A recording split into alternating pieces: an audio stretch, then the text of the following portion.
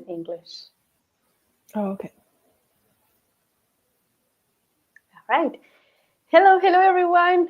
Good morning, good afternoon, good evening, whatever you are in the world. Thank you for being here. I am so excited to be sharing this space with Amy. She is in Canada, and so I like to introduce you all to her. And we're gonna have an amazing conversation today. And we have we have a mission, and you are part of it if you're watching this. So, Definitely. how about you just talk to us a little bit about you, Amy, who you are, where you live? Yes, my name's Amy, and I am in beautiful British Columbia. We have just gone through our time change, which I might have messed up the time zone differences because Claudia has not yet gone through the time zone change. They do that at the end of March. So for anyone who was here an hour ago, I apologize. My name is Amy. I'm in British Columbia, and I met Claudia a couple of years ago now. I was with her as a client, and we've discovered that we have a lot of things in common, a lot of passions in common, including this current project that we've just started together, working with the Kogi of Colombia to work on activating the heart of the planet in Switzerland. So I'm very excited about that. Very excited to share this project with the world. Yes, thank you, Amy. So amazing how everything is, weaving even before we know it. Yeah. Like you said, 2 years ago, and here we are right now with this mission as a planetary task, and the way it's going and who is involved too. Because even though right now we are only Amy and I here, there is also Christina. She's also part of this mission, and we will talk about that a little bit more later and how everything is working. And so here we are. This is our first live from several to come, many to come. And we decided to come together and here and just talk about who are the Mamos or the Kogis, and why are we, what is the mission, their teachings, their message, and how we are all part of it, and how you can be part of this mission, because this is a collective mission. There's not only their mission or our mission, it's just all of us together. I guess we're just being the bridges, the voices, and we're just gonna talk about some of the experiences that we have had with the conversations that we went with them. So let's start first of all, who are the Mamos? So how about if you share with us, because you actually been doing a lot of work with them, and you had a big call, and that I know that's part of your mission here on Earth. So who are the Mamos? So, well, first of all, I didn't know who they were until Claudia told me to read a book by Drunvalo Melchizedek. What was that book called? The heart, something. Yeah. Anyway, she recommended that I check that book out, and I read it in a week. And then I was scrolling through my forever endless emails that come in, and I had an email on there that said, come join us for a sacred meeting with the Mamos. And I was like, what? Who is this person? Where is this email coming from? So I signed up for the Zoom session and had a conversation, or I sat down and listened to them speak. They are a group of beings that live in the Sierra Nevada de Santa Marta mountains of Colombia, and they've been there for, we could say, thousands of years, but I think that is a grand understatement for just how long their people have been there. They've been there for an exceptionally long period of time, and they just stayed in their own beautiful little encapsulated, I don't know if you call it village. There's a number of villages, and I think there's 4 tribes there. And they just stuck to themselves and did their work, and they're the spiritual elders, I guess you could say, of the entire planet, and they're forever doing work on our behalf to help keep the energy stable. And they're like the tech specialists of the energy of this planet, I would say. And so they have put out a call for the rest of us to start participating in the work that they're doing, because they cannot do these next pieces of the work on their own. They absolutely need our support. They need us to all start paying attention to what's actually going on our planet, for us to try and start stepping into our role as guardians of the planet, which is the next phase for humanity, to become the guardians. Does that, I don't know if that answered your question, Yes, but that was a lot. That is yeah, definitely. It is interesting that how, this mission, with the Mamos, like you said, it's not just only their mission, it's all of our mission, and how everything, even beforehand, is already being prepared for us to do what it is that we need to do here. It was in a session that you and I were having where your guys share that you needed to read the book Living in the Heart. That's the name of the book, Living in the Heart. Yes.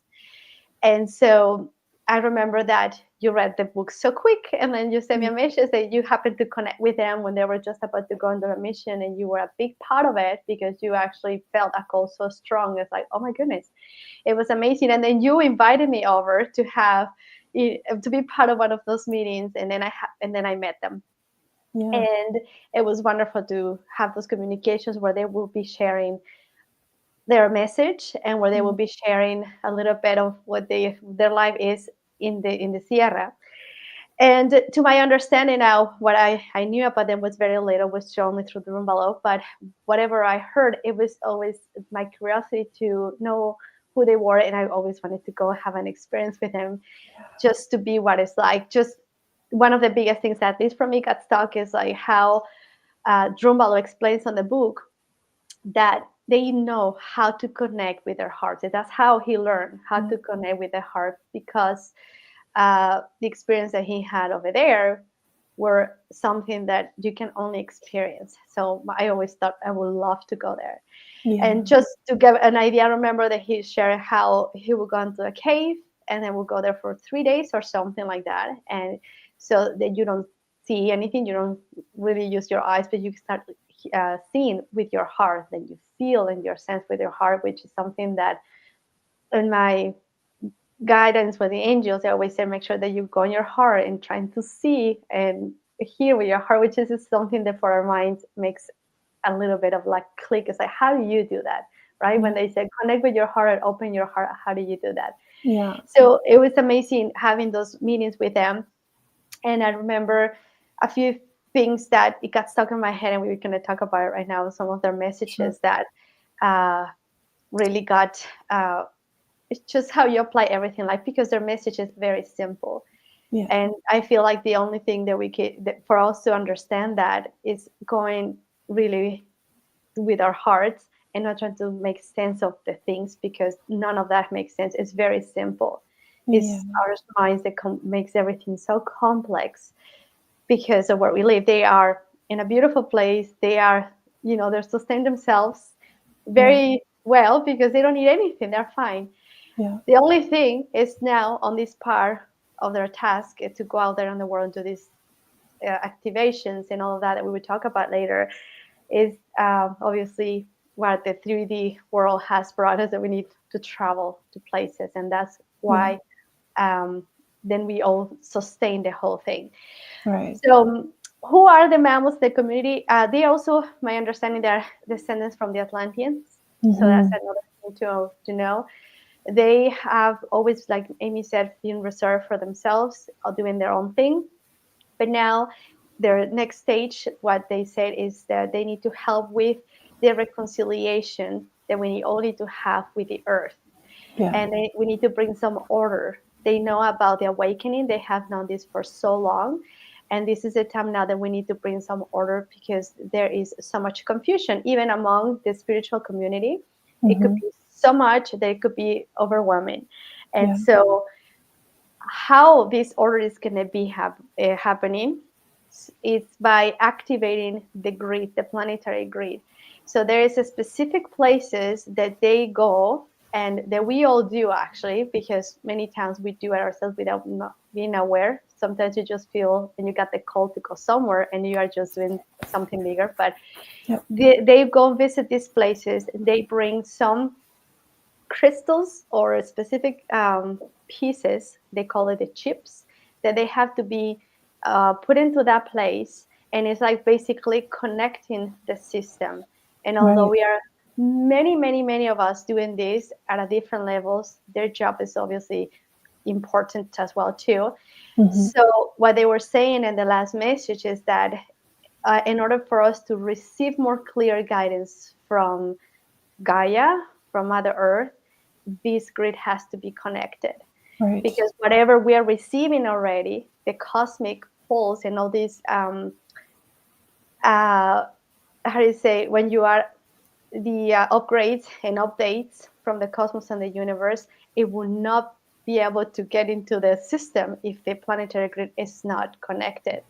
Right. As Candy was saying, that it's like we have the computer, right? It has been disconnected for the longest time. Yeah. And now we have Wi-Fi and it has an old software. So we have to update the software. But we cannot be done unless you put all the cables together. And that's the physical part of these places. So they're going around fixing the cables for the internet so that we can all connect. That's right. Yeah, and they have those stones. I think that they put they have to put thousands of them. Many of them. So many of these stones that do not look like they're from this planet, to be honest. And I think that they say that they're not from this planet, which is they're not a wild idea to contemplate. Well, that's right, and that's why they were taken from their original places that were stolen. So now they need to bring them back, and that has been one of the tasks, because those stones or chips with all that information, they need to be returned at least into the nearest places so they can be, the grid again connected. And it doesn't mean that we are not hearing, the information from Gaia. It doesn't mean that we're not listening, but they said it's kind of like in a static, not clearly. Yeah. So their task or their mission, their part is to do that, just like many others in the world are doing their part. So this is like the different levels and layers of things. Yes. So that is, and now we are here being, in our case, Amy and I, we have this union, which is ether and core. I would like you to talk about it, because it's just amazing how that came out. And at the same time, right now we are uniting forces with Christina, which is she's in Switzerland, and we will talk about the actual mission and why she's part of this now too. But we are uniting these forces so that we can make this specific task from many, because there's many other ones in between, but right now the one in Switzerland. And why it's important that we are all connected and understanding what is happening, because people do not always understand what they do or what is needed. And we are separating from the understanding that whatever is happening on the world, politics, school, whatever chaos we see there, is all based into these connections that we are having in the earth. Mm-hmm. So, so you also have, what is the message of the Mamos for humanity at this time? Oh, dear. That was like a very big question. What is the message of the Mamos? I mean, it's to stop, to calm, to listen, to connect with your heart, to support one another, to pay attention to the energy on the planet, to become aware of what's going on around you, and not the 3D stuff. Like, deeply in your heart, connect deeply with the world around you, to look at the chaos that's going on, to say everyone's walking around injured and disconnected and feeling unsupported and abandoned by the world that they're operating in. And we can work together to fix that, to reconnect with each other, to reconnect with this planet that we live on. I mean, there are people that don't realize that this planet is a living being. It thinks this is like, rock hurtling through space, and you can go dig as many holes as you want, chop down as many trees, and it doesn't matter, but it does matter. So becoming more aware of what we're a part of, which we are a part of this planet, right? We're like the blades of grass that grow from the planet. Yeah, our feet separate from the earth, but we're still growing from the planet. This is a part of us, this planet that we're living on. So becoming aware of that and figuring out what you can do to reconcile with the earth and help instead of hinder. That's right. And one of the things that, was funny, because when people say, well, how do I know that I am disconnected, right, from the earth or the world, or how or why this is happening? One of the things that has also the guides and been shared with me too is the understanding, since already 2 missions behind 2 years ago when we started doing these missions, to understand the concept that everything, we are not separate from the earth. We see the earth as if it's our own body. Yeah. And this understanding that we are the cells of the planet, just like our body has cells and each organ is built with cells. We cannot all be the heart. We cannot all be the brain, right? Each cell and each organ, it is important. If one organ is out of balance, the whole body will be out of balance, just like in the planet, the territories, right? One territory, not necessarily countries, it's just a territory. The planet has the chakras in different ways. And now we are talking about, for example, the heart chakra of the planet, which is in Switzerland. And one of the reasons we are also going over there is because the planet is having, in a way, arrhythmia, but it's not the planet, it's actually ourselves. We are feeling disconnected in the arrhythmia that is going in the planet around us. We feel always out of breath, and we're having heart attacks, and we are not like heart palpitations. Yeah, that's the word. Exactly. Flutters and palpitations. That's right. Exactly. So once we start recognizing that each territory on the planet has its own uniqueness and it has something important to bring, and we making sure that each organ or each territory is healthy, then the whole planet will be healthy. And we start with ourselves by understanding ourselves this way, right? So if the stomach starts recognizing that it's not the only organ, but it's not less than the heart, because if there is no stomach, well, that's not going to be a balanced and beautiful body at all. It's out of balance. So we have to understand that. And one of the biggest discoveries that we had yesterday was one of the things that we are working on this mission in general is the energy of the mother and our connection with our mother physically. So we connect with Mother Earth. Yeah. The message that we received was the following: the heartbeat from the Alps to the Andes, and Spanish will be from the Alpes a los Andes. In the Andes is where it's gestating the new humanity. That's the mother that is gestating new humanity, because the Kundalini, the female energy, came from the Tibet and now it's down south, and it's in the Andes, and that's where. So it shifted from Tibet down to the Andes. Yes. Okay. Yes. So now it shifted over there, and that was probably right on this in the 1968 when everything started doing all this. It happened. So now is where the new humanity, the new gestation, the new seeds, the new world, if you will start. Actually, that's why Argentina, now you can hear more of Argentina. We have the Alps and more on that connection, because there is a new humanity is being birthed in there. Right. So the connection, what happens when a mother is pregnant, right? The mother is having a baby in the womb, and what it hears is the heartbeat of the mom. So when a baby is born and is taken away from the mother, will cry. And when the baby comes to the mom, as soon as it hears the heartbeat of the mom, it comes down, because it feels safe, it feels in connection, it feels protected. It knows that heartbeat. So basically, that's what we are doing too. We are looking for the heartbeat sometimes. And right now, what we see it, actually, we feel disconnected. We don't feel supported. And many of us, we are feeling it in our own homes, in our families. Yes. So what is our connection with our moms? Do we feel supported? Are we supporting our children as mothers, for example? Yeah. And the same way is Gaia. Gaia was the message from Gaia was she's asking us to connect with her so that we can hear her again.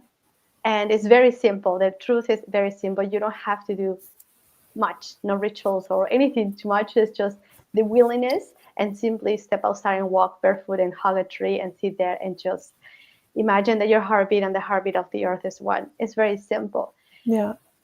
And that's one of the biggest things that at this moment we are working with.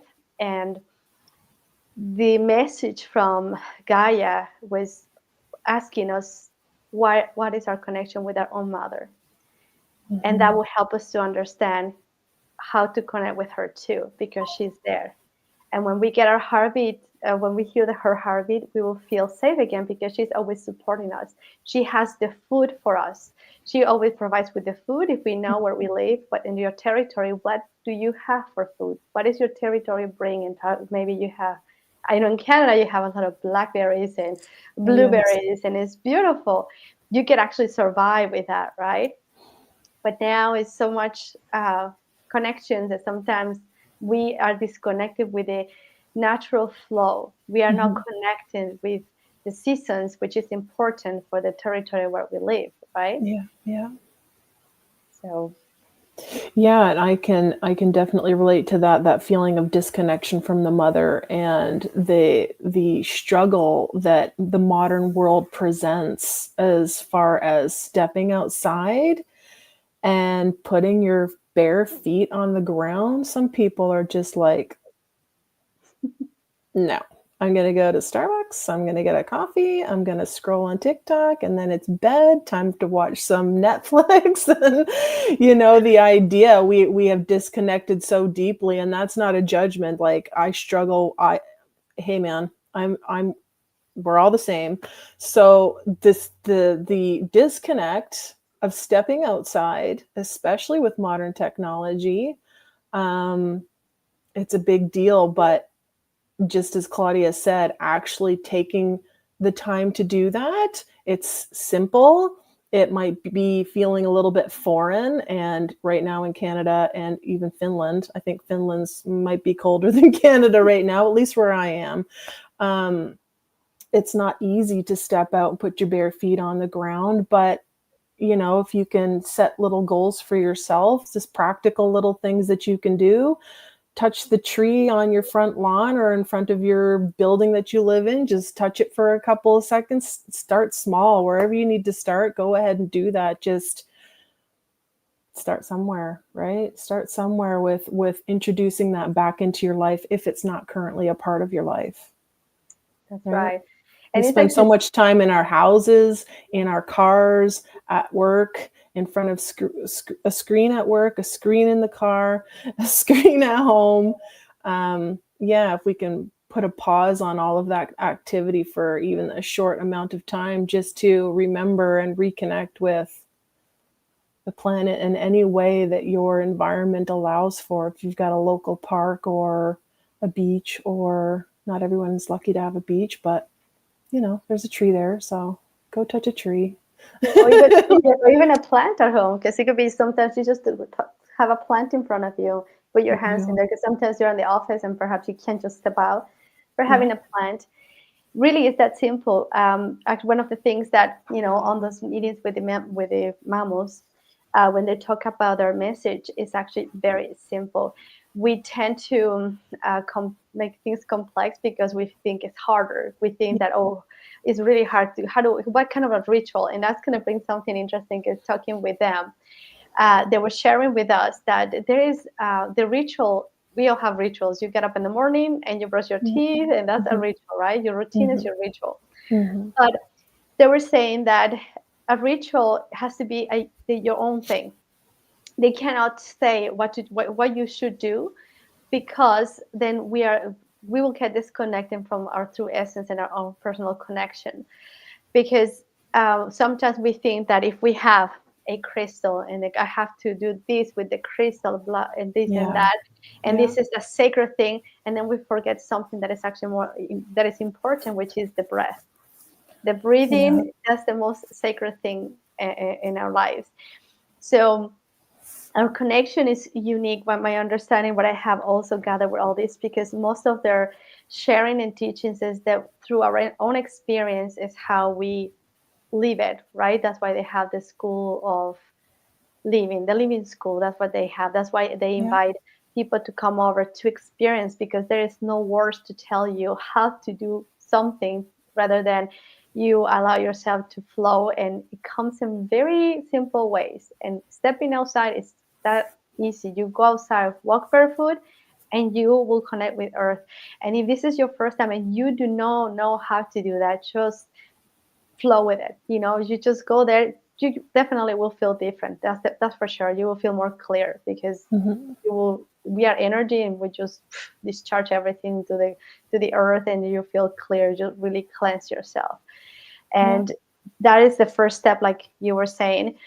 And that comes to how we apply all of these things, all the things that we are learning. And we have a lot of information out there, and not everything is for everyone. And some things will not resonate with us. So that's why it's important to understand that you follow what you are pulling into, what it resonates with you, because the same information for everyone is not the same.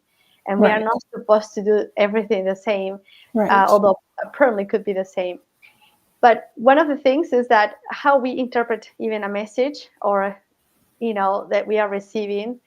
And I want to bring one that we were just talking about before we come into here, that message that they share about how we can, what was the question?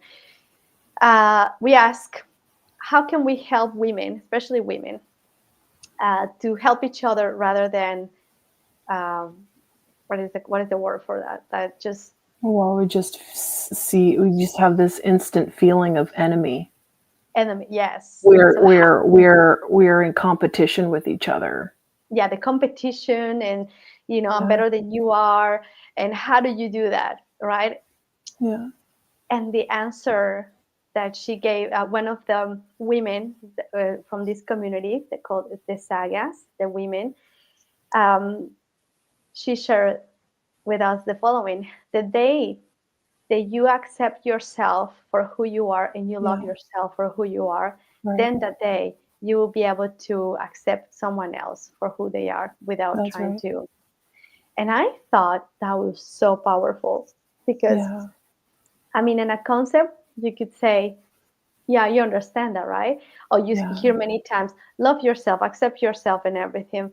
And when we talk about, okay, we want a different world, we tend to think that there are two separate things, but really, how can I live my world the way I want it if I am not in coherence? Because if I'm not loving myself for who I am, honoring myself who I am, and how can I accept you for who you are? And it's even an allowing myself to be just as I am, because we hold ourselves, we are constantly judging ourselves of what I'm not, of what I think I should be, of that person over there is doing that and they're so much better at it, and I'm not that good, and I should be better, and I should be doing more.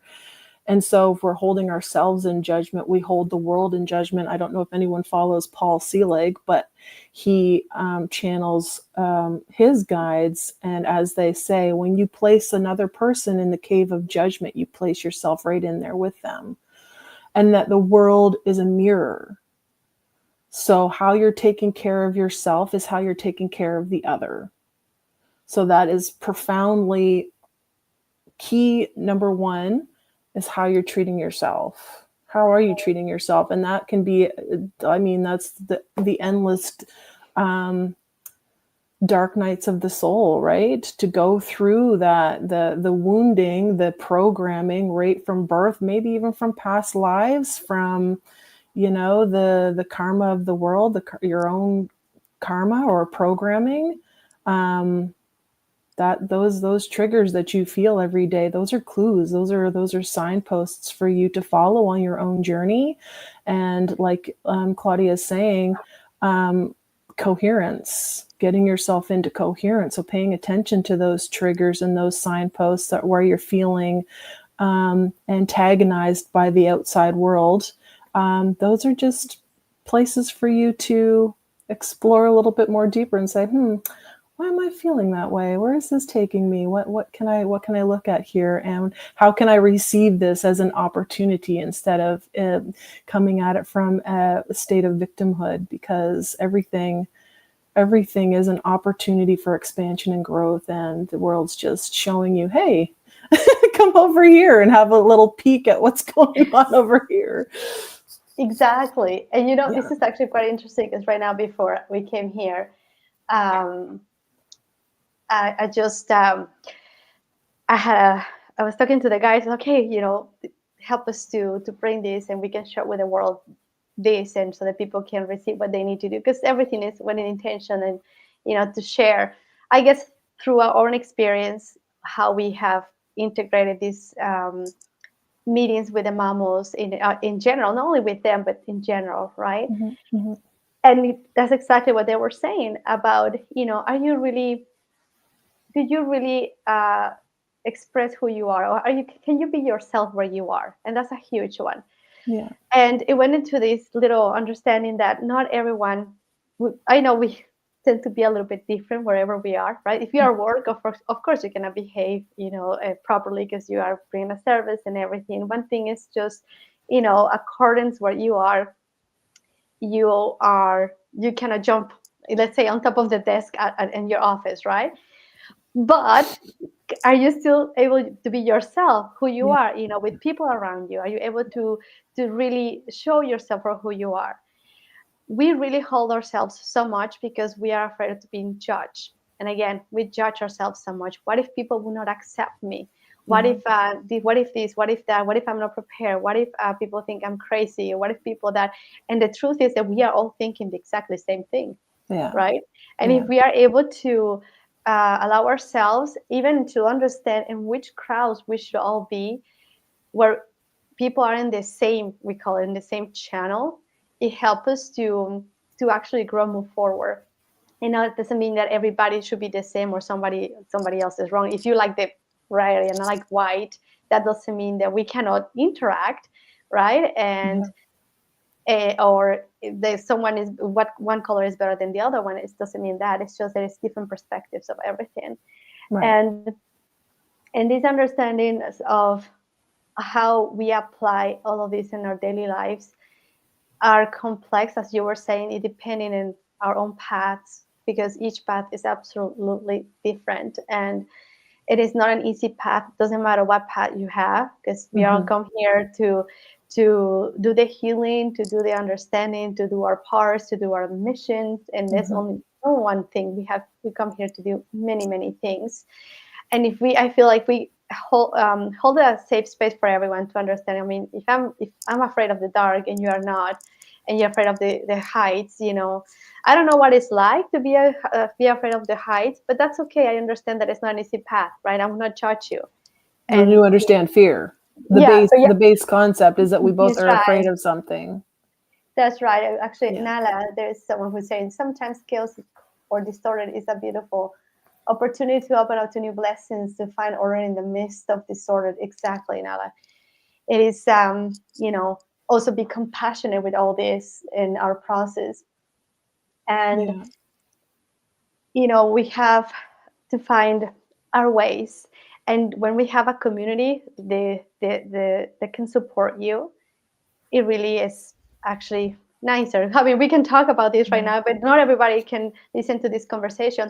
Something interesting that the Mamos were saying last time, right? That according to our frequency in our channel where we are, people will show up. Not everybody will be here listening to this conversation or another conversation. It's according where we are. That doesn't mean wrong or right, but it is very important for us to know that each one of us, we have a important part to do here on this life, and we all have a mission, and we all have a little piece for this puzzle. And although right now we are talking about this mission with the Mamos that we will do in Switzerland, because that's one of the many of them, but we have this mission in September, which is at the equinox. September 22nd, we will be doing an activation with them. We will be in one of the mountains. I forgot what is the name right now. I will put it on there because it's a name that I don't remember. I think Switzerland's fine. Yeah. It's based in Switzerland, and there's going to be a meeting with them over there, physical as well too, for the opportunity, whoever is in Switzerland, to come and say hi and have an experience with them and talk to them. And we can all meet you there, of course. And there's many ways that we can, interact and be part of all this. Yeah. But one of the other reasons why we are here is just to share their message in a way that we are not interested in that one friend or one person that was Nelson. We are not translating everything, word per word. What I feel is we interpret the energy according to how we can perceive their message. So these words will be understood and interpreted by each one of us in a different way. So that's why it's important to be in the heart, so that you can receive whatever you receive. So what is your experience? Because I know that, even cultures make a big impact into how we even perceive this, right? I'm Latina, I'm from Mexico.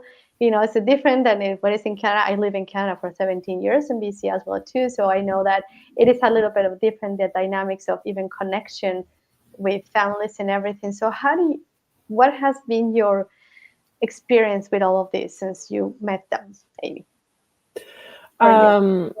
It's interesting.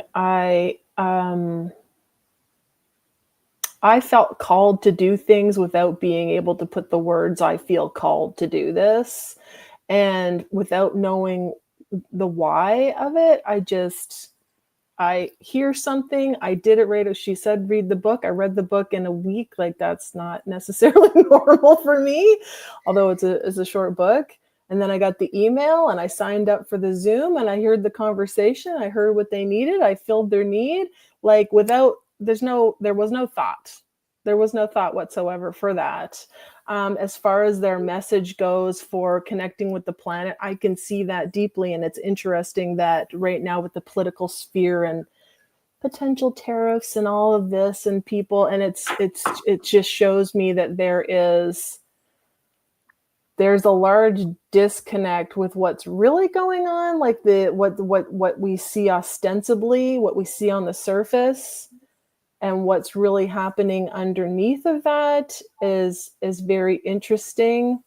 As far as how I connect with their message for my culture. Like, I mean, Canada is just a vast, natural, glorious landscape of. Someone asked Ryan Reynolds, he's from British Columbia. I think he's from Vancouver. They asked him what's the best part about Vancouver, and his answer was British Columbia. Because really, you live here so that you can, be in British Columbia because it's just so beautiful. So the nature here gives you a perfect example of stepping out into nature and just how necessary it is and how decompressed we feel when we reconnect with nature and we get away from these things. I don't know if I answered your question or not, but this is just it, right? How we a simple conversation with the Mamos will cut different with direct into different ways for us, right? And that was just the thing, like how you feel the call. That's what I call the call to the soul. So it just doesn't make any sense. You just know when it feels right? That's how you just do that. You just take the steps without much conscious thought. It's just, do this. This happens. This happens. I remember that you sent me a message and she said, he's like, hey, I just felt that they needed. I will help them to do this mission. It's like, okay. And I was like, and I did this, like, okay, amazing if that feels right to you. Yeah. That was, it's just, it feels right. And it's just also even right here. Part of Yes. how even came this, I'd like to share a little bit of how we even now we have with this mission, because after that, well, we were have when you after you start connecting with them, we had a few meetings, but nothing went through more on that. And I remember that you actually put a lot of things for them to help them to for people to connect and understand their mission, so that they can get the support that the financial support that is what it is needed in some cases, and many cases it's just the assistance, so they go places and they can be in places, and maybe support to transportations. But other ways that you can be part of it too, in general, is connecting with the place, connecting with the mission. And one thing that I have heard directly myself from Gaia is that just imagine and feel the world that you would like to feel and to see and experience. And that's how you can help, because then you're putting that thought out there in the quantum field. You want to go scientifically here, we can talk about the quantum physics, and you will put that out there, and that's the vibration of your heart, the things that you really wish and desire, that goes out there, because the universe would not necessarily listen to their head. I mean, it listens to the vibration that we send from our heart, not the words that just out there. Yeah, you can't really lie. You can't really lie to the universe. You can't say words that are not the energy that you're putting out. If your heart feels differently or something else is taking over your frequency, you cannot. Lip service does not work with the universe. So yeah, exactly. Yeah, there's no getting away with anything. That's the coherence. So you think, you do, you say, you act the same way. Yeah.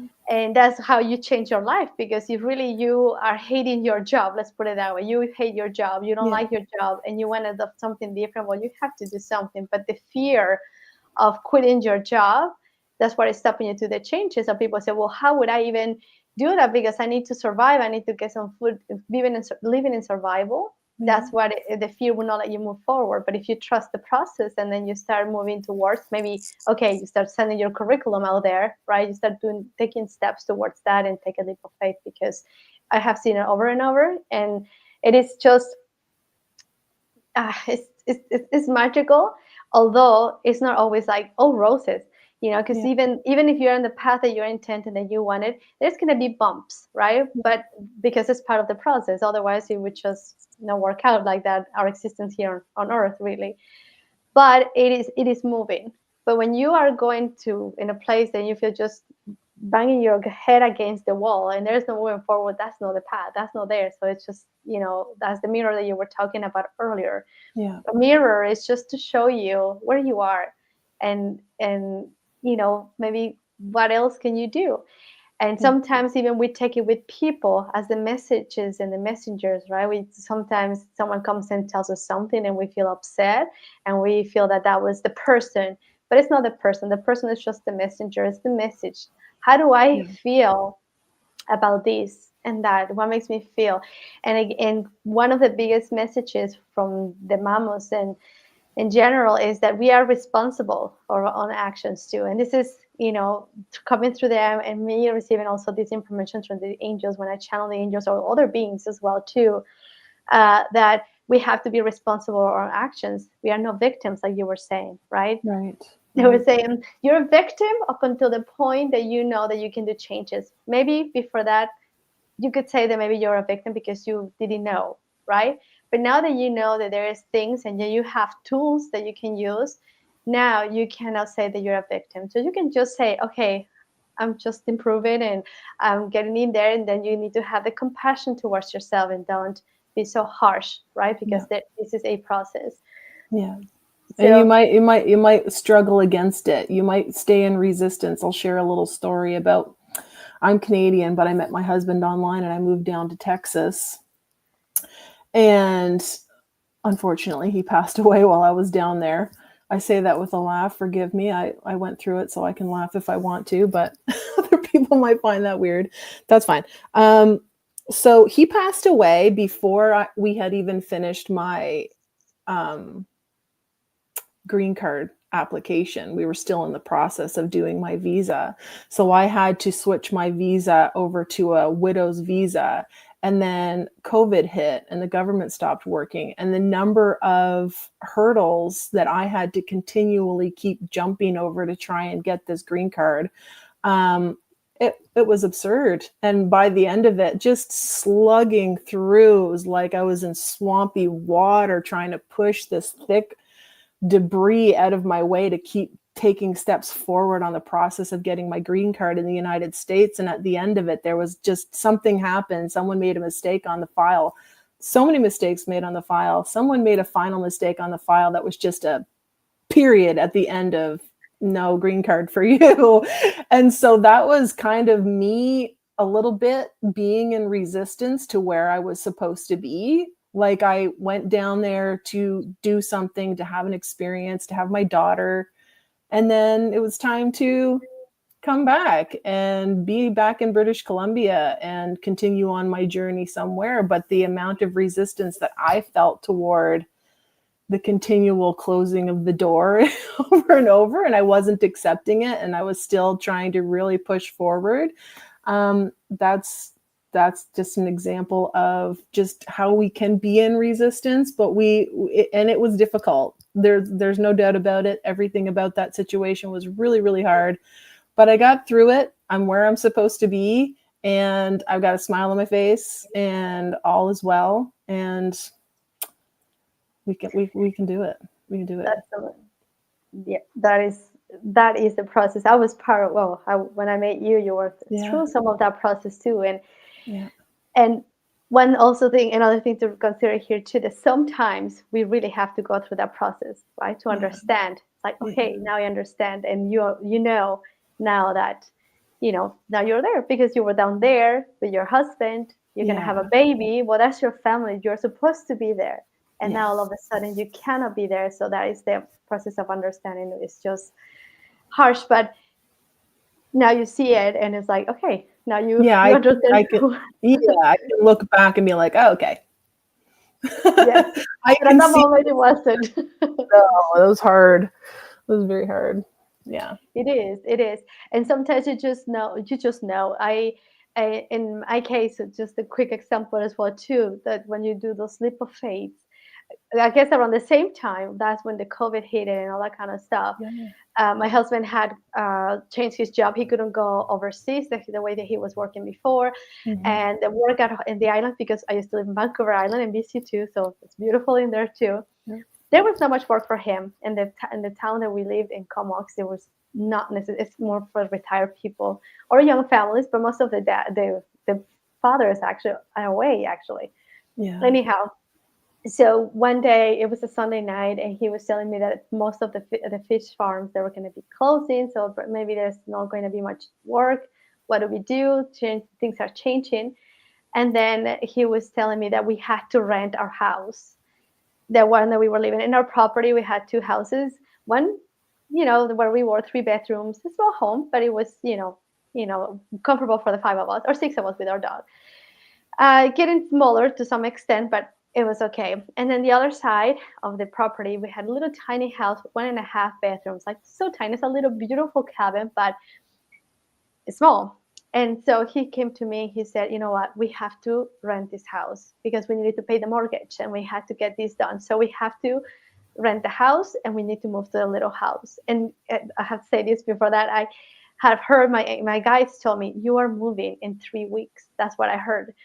And then when he came and told me that, and I thought it's like, but I don't want that kind of move. I don't want to go to that little place. I mean, like, I lived there before, but that was, when we had only 1 kid. Now we had 3 kids and a dog and all that stuff. It's like, no way. And here's an interesting part, though, because I was already in my path of a spiritual path, more conscious right now, working with this and understanding that you can change your reality. And I felt like, why would I go back? I was resistant because it's like maybe something is wrong, because I'm not being heard by the universe or what is happening in here, because I know that I can do what I want to do. And I did not want to go to that little place because it was too small. In one hand, it's like I felt like I was going backwards rather than moving forward. And so on the other hand, I felt he was right. We needed to do something. We needed to rent the house, but didn't seem right to me to go to the little house though. And I remember that I was resistant and resistant about it, and it makes sense about it, but it's like, oh, I don't know. And I said yes, but I wasn't really happy. And I asked him, I'm like, can you just make me in the basement that was unfinished, just to build something, at least for the oldest daughter, so that she can go down there and it'll be okay. I convinced him, but I was like, oh, it's gonna take forever, right? Because he also is handy, so he will be able to do everything, but it will take him forever because he needed to work as well too. Anyhow, when I truly accepted, and when I really said, okay, let's do that, it makes sense. I don't know how, but it makes sense that we move out of this house, our bigger home. We rented to go to the, not, I was not 100%, like feeling that was the right place, but it's like, okay, let's do that. When I said that, something happened. It's just, I felt like a door open, and I didn't know why. So we had set a date that we were going to move to the little house.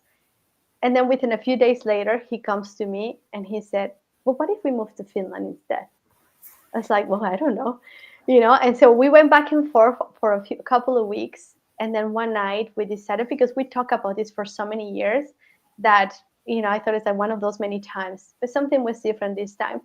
So then I said, okay, we do that. We made a phone call to the embassy that night. He went to work the next day. And the next day is like, okay, I saw my son's piano. And, so, I put it on Facebook, on Marketplace. And I said, okay, I took the picture. I called him and said, is it for sure that we are moving? He's like, yeah, let's do that. So I take the picture. I saw the piano and I said, do you know that Alec has piano lessons? And I saw him. He said, let's go for it. The next thing I saw was one of the dressers. And you know what? It didn't make no sense because he had no job in here. Although he's from here, he was away from Finland for so many years. He had no job. We had no job. We had no idea where we're going to go. Years before that, it would have been easier because he was working overseas. It didn't matter where we lived. But now we had nothing in here. So in 3 weeks, literally, we moved here. And we landed in here and we had no idea where to go because he's from a little town on the north. That's the only thing I would not go because it's too small. And the work came. We had no idea where he's going to work. And so far, here we are, and this is something interesting. I remember that my coach, she told me one time, like, Claudia, when you said that you can move wherever your husband will move, if that was needed, you could also put some specifics, maybe you want to have a bigger house or whatever, because I wanted to go to the little house. I remember in my heart, I said, I would like to have a place where the kids have their own space. And I would like to have my own space where I can bring my crystals, because I will do my lives and I will bring my crystals to meditate in the bathroom, or I will take them into this little office. And then here I am, and I have my own space. Every kid has, their own space. And I was surprised. So it was better than I thought, but I needed to also let go and have the resistance that were assuming how things should work. So it's not easy to trust the process, but these rules of your soul are unique. So I will suggest to all of you, I'm pretty sure each one of you have had an experience in your life that you did something, you said, I don't even know how, but I just felt that I needed to do this, and it just went amazing. Connect with that, because that's exactly how the guidance from your angels, your guides, your spirit guides, source, Gaia, the universe is also assisting you into the pull of the soul, right? So it just doesn't make any sense. Yeah, and if you can't think of any experiences like that, but maybe you have something that's kind of pressing on you, like you need to make this change. What are you doing? Get out of that job, or move, or what have you, whatever change is kind of niggling at you, and you're kind of in a state of fear about making that change. See if you can just drop from trying to figure it out, forget the how, drop into your heart and trust that if you jump, there's going to be something there to catch you. So try and see if there's something that you need to take that first step of trust, that trust fall, the trust fall to the universe. Yeah. And this is one of the things that even the guys, and they just said right now, especially for what is coming and where we are, because there's a lot of things that are coming in our lives. They're going to be changing so quick. We have seen this a lot with the exactly, forget the how, Nala says. what is coming. It's be confusing, but we already seen this. Where do I go? What do I do? What is my job? Nothing is stable. We get to see these news over there. Now we talk about UFOs and beings and this and that. What is true? What is not?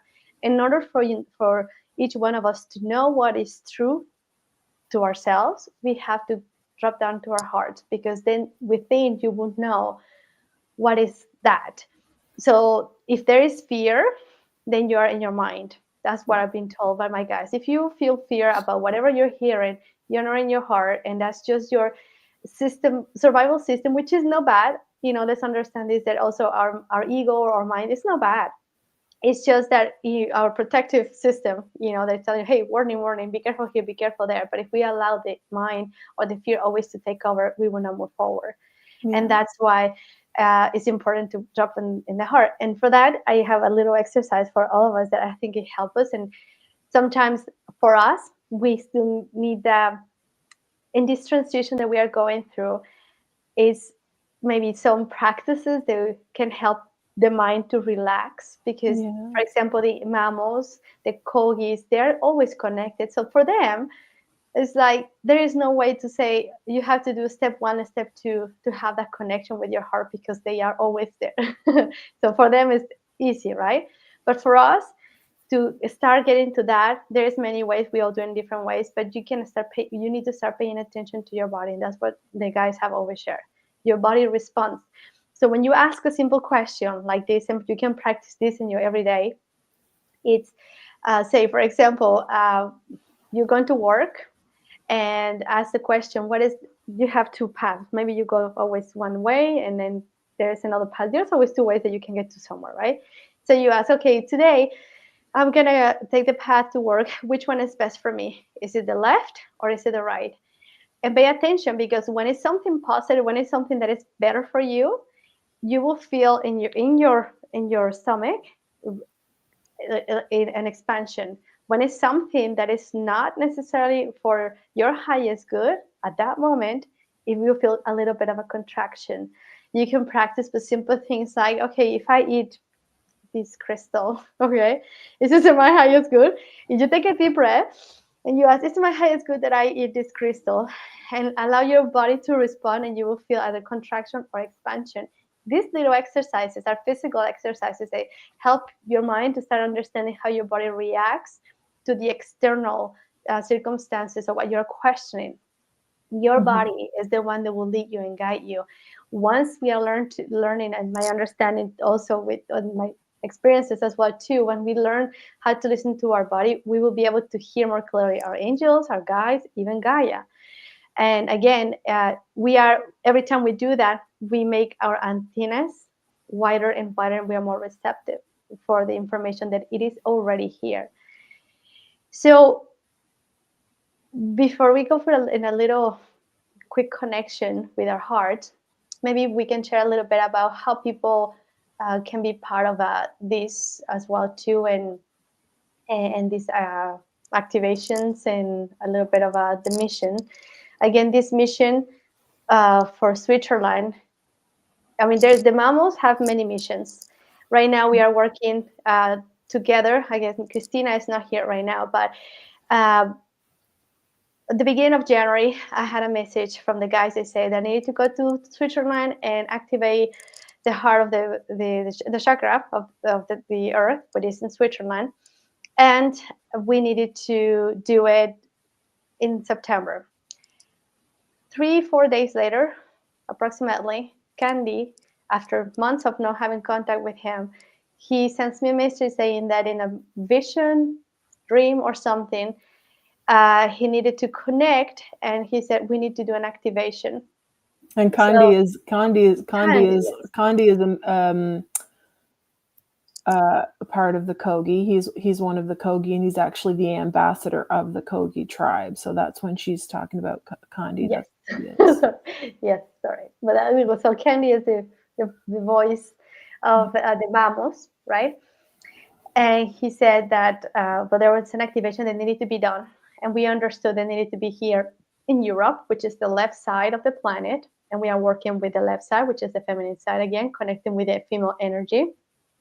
And and Switzerland, and we understand Switzerland. It is the heart of the chakra. So how it works? Once we do this acupuncture pressure, if you will. We are helping the flow of energy to go through the planet a little bit easier. And it's not only us; it's many of us doing this collectively, because at the same time, specifically in equinoxes and solstices, that are when the planet are open some portals, right? On the earth, all right? And we are portals ourselves too. So when we connect on these places, we become the head of the needle, and we go there and we just press a little bit, so we allow this energy to flow. That's basically all what is happening. And our presence in there, our connection, is very important physically, but also wherever you are. So with a thought in your mind and your heart, thinking about the planet and the world that you want to live, is a way that you can be part of this. And other ways, if you're in Switzerland, or if you want to go to Switzerland, definitely you're more than welcome to come with us and be part of this. We will be hosting a presentation again with them, a meeting, so you get to meet the Mamos and the Kogis, and we all get together, working together over there. We haven't set yet date. We will pass that on soon, and itinerary as well. And other ways that you can be part of this too is by helping you and your support. And there's different ways. You can share this live. You can share this live so that you can reach out to the people that maybe need to be there, or there's other ways that they can assist. You could also, there's I'm going to put it right here, PayPal donation button, where you can donate whatever you feel that is something that you can support. And yeah, I can talk about that if you want. Yeah, talk about it, please, and share a little bit about that. Yeah, so the Kogi, who are the as I like to say in modern terms, are like the super tech support specialists of the energy on this planet, and they're going to be the ones that need to go over there and do the activation in Switzerland, and we'll be there to support them. But they do not have the ability to cover the expenses. They just don't deal with money. They are, as Claudia said earlier, they're entirely self-sustained in their villages, their tribes. They're completely self-sustained. They don't operate with money, but if they're going to come down off their mountain and have to get onto an airplane, they don't have the funds to do that. We need to help them. They're carrying the weight themselves right now. We need to get on board with them and support them in the way that we can, which is in the 3D, which is financially.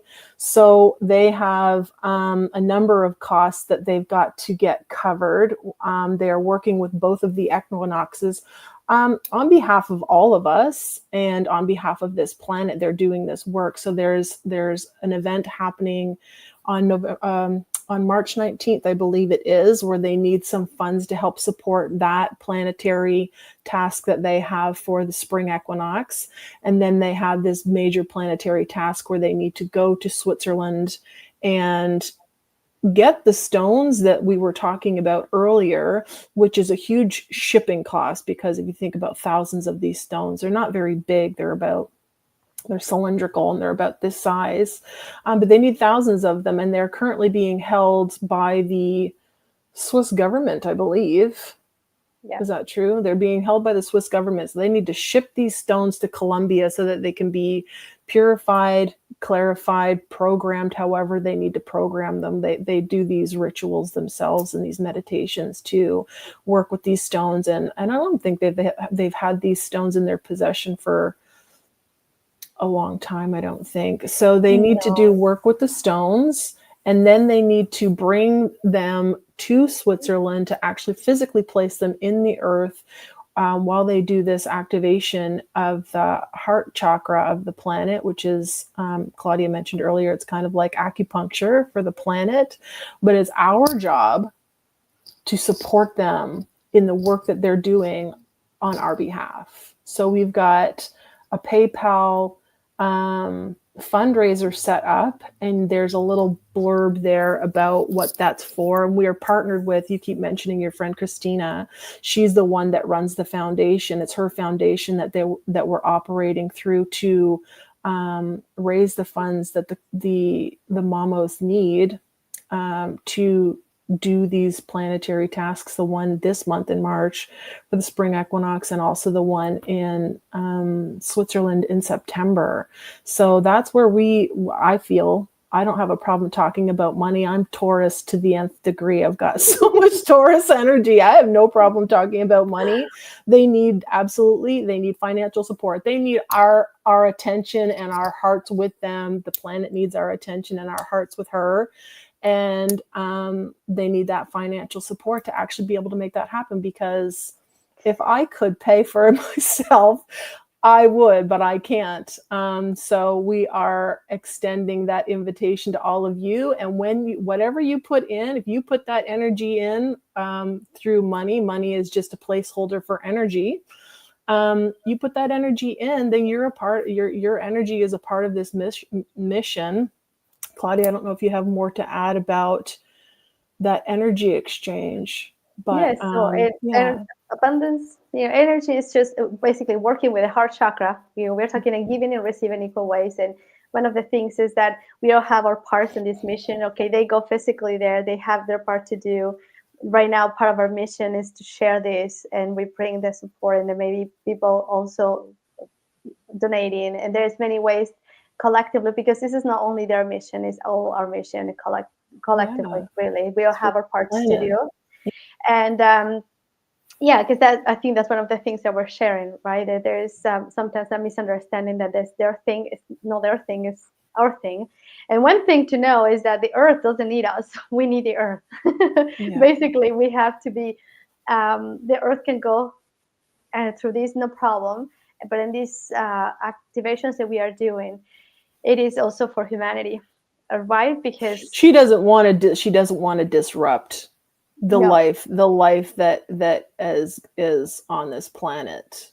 No, because we are helping, and we are just like what the earth is going through, we are going through ourselves. The earth is going through this awakening. Actually, the earth is going through this massive ascension, which has something that has never been done before. The earth has never done this before. And there is a lot of beings, a lot of other people from other galaxies, not even only from this galaxy, that they are watching right now. And just because there's something that something huge is happening, that also will take a ripple effect into the universe and the cosmos. So it's not only in our planet, and it's not only in our solar system. So there is a lot of interplanetary working here, the interdimensional beings that are being part of all these things as well too.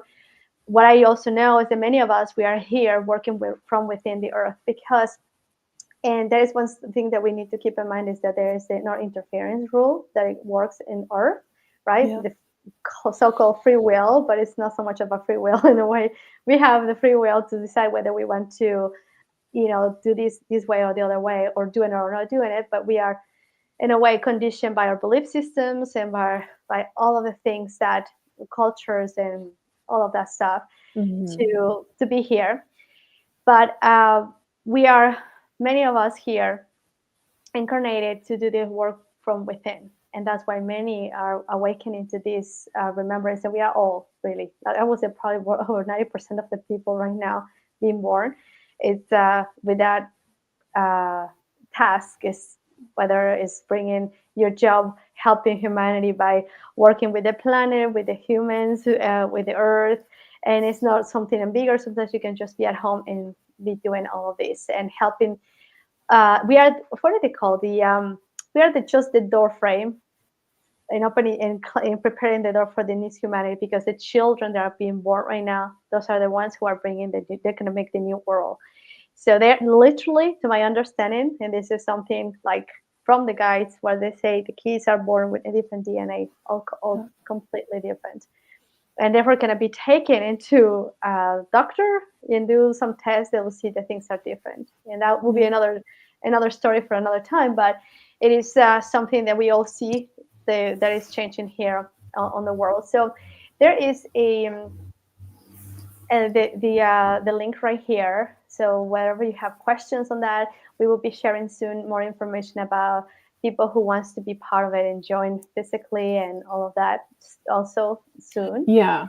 So we will add information to our website, which is aetherandcord.com, aetherandcord.com.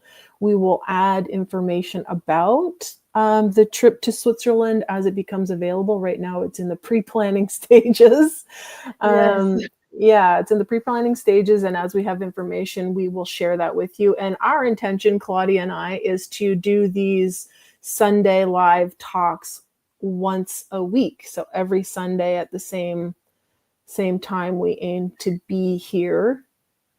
And we will be sharing information provided by what we have received from the Mamos, from the Kogis, and also from our own experience and whatever we also are receiving as well too, that can help us to be in attunement, because whatever else is also happening here, it's important to know that the next year is going to be a different year, and this year is massive. There's a lot of changes happening, and if anything, this is going to help us to be a little bit more in alignment for what is coming. So it helps us to navigate and understand that we are not ourselves, through these changes. So thank you again for sharing this life, and perhaps with people that that you feel that might be interested in to be part of these lives or somehow connect. And how about if we take a moment to connect? Sure. And I'll just say one more thing. I forgot to mention that once a month we will have a Zoom meeting with the Kogi, definitely with Condi, the ambassador that we had mentioned, the ambassador of that the Kogi tribe, and the Mamos. And if the Mamos are available, they will meet with us on those monthly calls. But they work hard. They work. Oh man, they go for days. They don't sleep. They don't eat. They literally are in meditative states for days on end. It's wild. It's wild and interesting. It is that, to know in those meetings with them, is it just their presence already with the frequency that they're bringing, you are already receiving information there. Yeah. And you will have access to that as you go by your days, and you will integrate that information at your time in a unique way. But it's very powerful, those meetings. And yet they seem so simple. I was just talking to someone who was sharing with me in the 3D, they seem they're very simple, right? Yeah. But in the other realms, these people are in the astral, and they go there and they are high level masters in the other side. So yeah, it's amazing. So let's take a moment, and we can I guess was closing up all this, and we can integrate all this information. We can take a deep breath. We can inhale through our nose and bring all the air to our tummy, feeling the air going through your esophagus, going to your tummy, and hold it for a moment. Exhaling through your mouth, release it, all of it. Hold your breath and inhale again through your nose. Hold it and exhale through your mouth. Hold the breath. Let's do this one more time. Inhale through your nose in 4 seconds. Hold it for 4 seconds. And we will exhale in 7 seconds.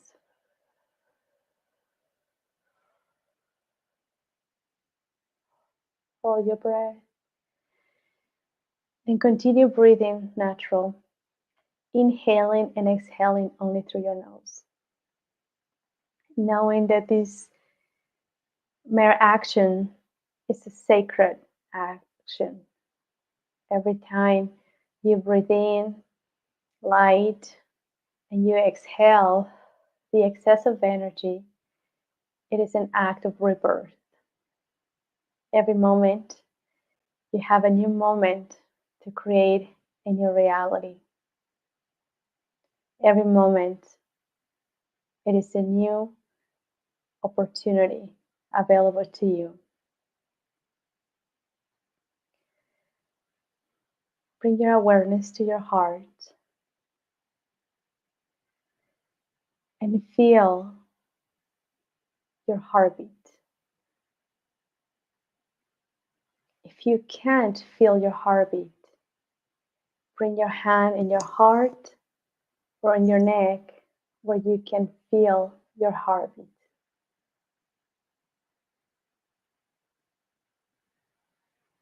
Once you find your heartbeat, feel how this pulsation goes down as a wave, like frequency, that runs through your body, down, leaving the soles of your feet, going down to the earth, through the layers of the earth, reaching to the center of the earth with Gaia, and feel,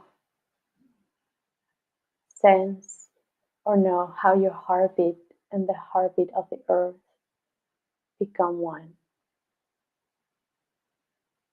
It's one heartbeat.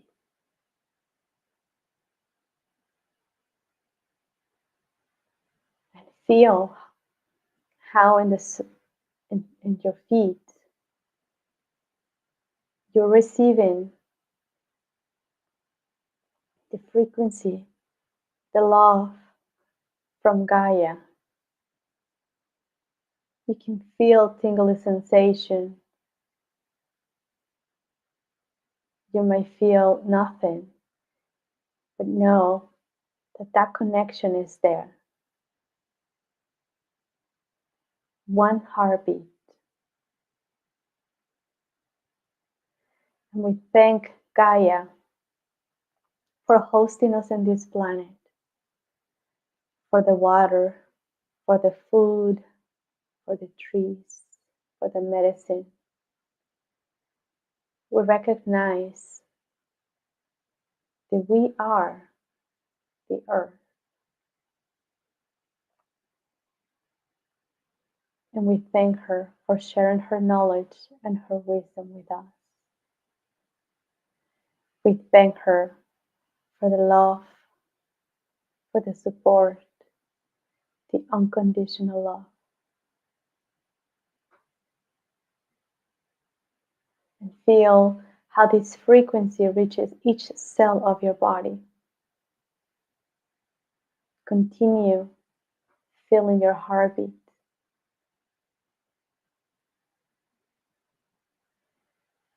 And this love that reaches your heart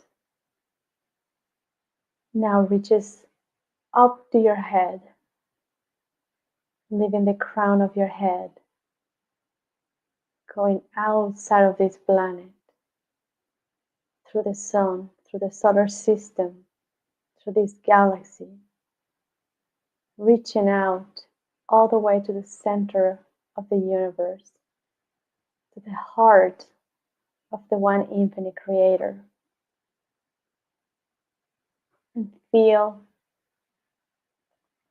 your heartbeat connecting with the heartbeat of the center of the universe.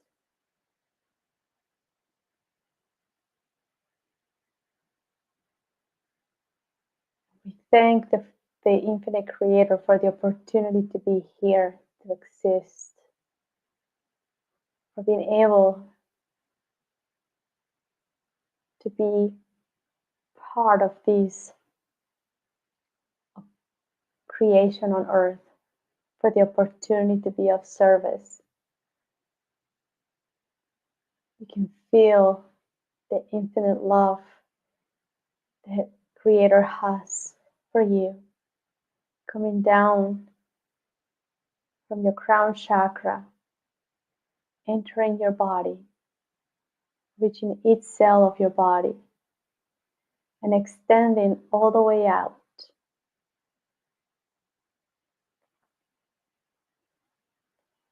Putting you in a bubble of love and light. And the three hearts begin to beat like one.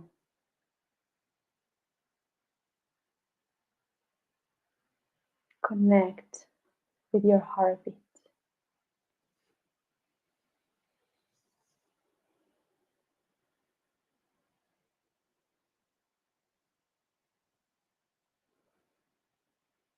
Dear ones, you are health, and each step you take, not only by me, you are health, but all existence. You are loved. You are care.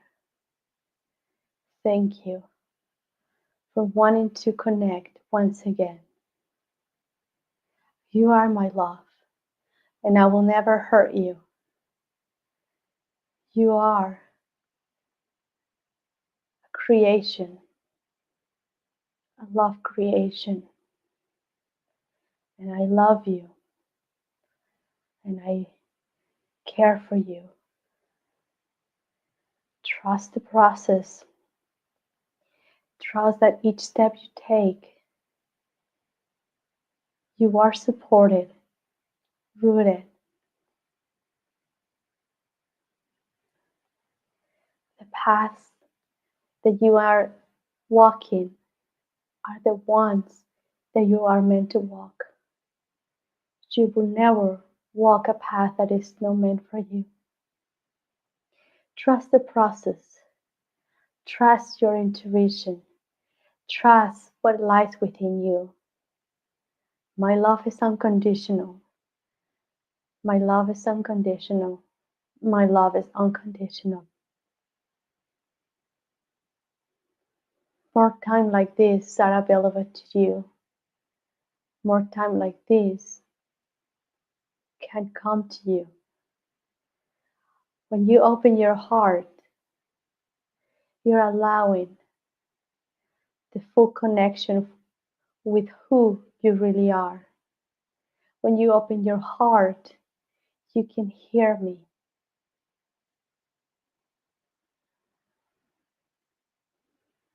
More of this love is available to you when you open your heart. More of this love is available to you when you open your heart. More is available at any given time. You are my creation. You are not a mistake. You are needed. You are an important part, an important piece, an important being. You are unique.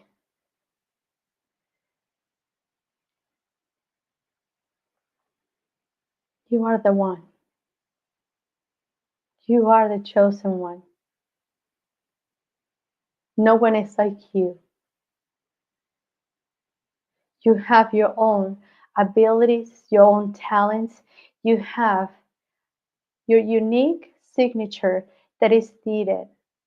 And it's important for you to remember that when you embody your true self, you are doing what you're supposed to do. Laugh, dance. That's how you are supposed to do your experience with joy, with happiness. My dear loved ones, more is available to you. More is available to you. And this is the beginning of it. Can you feel your heartbeat? can you hear your heartbeat?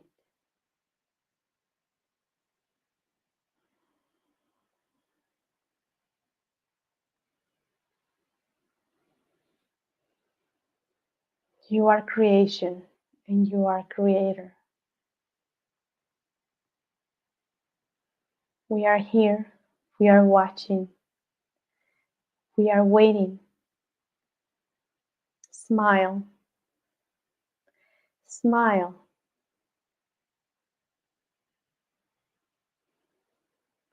Now we begin the new path, and I am holding your hand. Allow me to show you the way. Allow me to show you the path. But in order for you to truly access to it, you must laugh. You must smile. Play.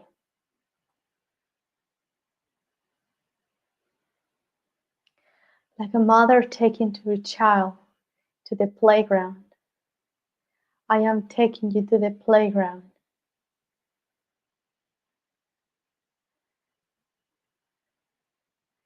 Go out, laugh, and like a child, express your imagination. You can fly. You are telepathically. You can levitate. You can become whoever you want to become. Your hobbies, your choices, are they on alignment? What would you like to be when you grow up? Are you doing it? Are you having fun? Do what makes you happy. My child, I'm here. Welcome.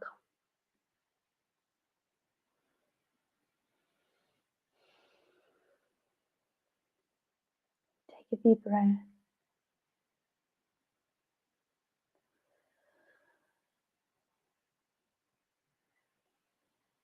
And begin to bring your awareness to the room where you are, to your body. And whenever you feel ready, you can open your eyes.